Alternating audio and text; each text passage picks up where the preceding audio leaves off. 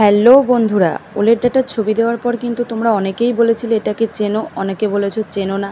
যারা চেনো তারা তো জানোই কিভাবে রান্না করতে হয়, তবে যারা চেনো না আমি তাদের জন্য এই ভিডিওটা দিলাম।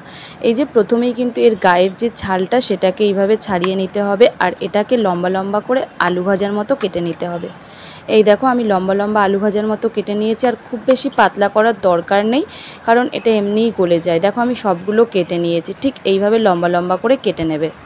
ওলের ডাঁটা কিন্তু অনেকভাবেই রান্না করা যায়, আমি কিন্তু সব থেকে সিম্পলভাবে আজকে করব। এখানে কিন্তু আমি পেঁয়াজ কুচিয়ে নিয়েছি, রসুন কুচিয়ে নিয়েছি, আর নিয়ে নিয়েছি কাঁচা লঙ্কা। কড়াই গরম করে তেল দিয়ে দিয়েছি, আর এর মধ্যে কিন্তু আমি দিয়ে দিয়েছি কালো জিরে ফোড়ন, আর তারপর আমি পেঁয়াজগুলো দিয়ে একটু হালকা ভেজে নেব।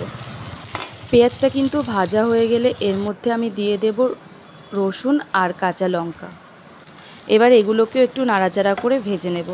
এই ওলের ডাঁটা কিন্তু চিংড়ি মাছ দিয়ে খেতেও খুব ভালো লাগে। তোমরা যারা চিংড়ি মাছ খাও, চিংড়ি মাছ দিয়ে একবার করে দেখো, খুব সুন্দর লাগবে। তবে আমার হাজব্যান্ড চিংড়ি মাছ খায় না, তার জন্য আমি আর চিংড়ি মাছ দিলাম না। তবে অন্য যেদিন চিংড়ি মাছ দিয়ে করব আর একবার রেসিপিটা তোমাদের দেখাবো। এর মধ্যে আমি ওলের ডাঁটাগুলো দিয়ে নিলাম, এবার এটাকে একটু নাড়িয়ে চাড়িয়ে মিশিয়ে নিতে হবে।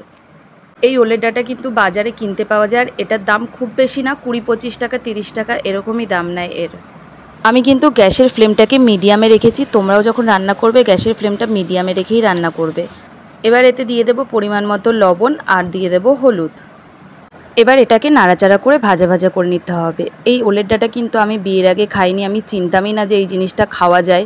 তো বিয়ের পর এ বাড়িতে এসেই আমার প্রথম খাওয়া, আর আমার কিন্তু প্রথমবার খেয়েই দারুণ লেগেছিল। এর মধ্যে অনেকেই কাঁঠালের যে দানা আছে সেটা দেয়, সেটা দিয়েও এটা খেতে কিন্তু খুব ভালো লাগে। এই যে এইভাবে কিন্তু ভাজা ভাজা করে নেব। আর তোমরা যারা ভাবছো এর মধ্যে চিংড়ি মাছ ইউজ করবে, তারা চিংড়ি মাছটা আগে থেকে ভেজে নেবে, আর ঠিক এই পর্যায়ে কিন্তু এর মধ্যে চিংড়ি মাছটা অ্যাড করে দেবে। দেখো ওলের ডাঁটাটা কিন্তু হয়ে এসছে। এইভাবেই কিন্তু নাড়াচাড়া করে এটাকে জাস্ট একটু ভাজা ভাজা করে নিতে হবে। এইভাবেই কিন্তু ওলের ডাঁটাটা খেতে দারুণ লাগে।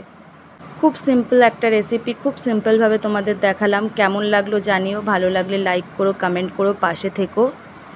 আজকের মতো টাটা, আবার আসবো নতুন কোনো ভিডিও নিয়ে। ততক্ষণের জন্য সবাই সুস্থ থেকো, ভালো থেকো। এই দেখো আমার ওলের ডাঁটাটা কিন্তু সম্পূর্ণ হয়ে গেছে। আমার পেজটিকে ফলো করে দিয়ে পাশে থেকো। Thanks for watching.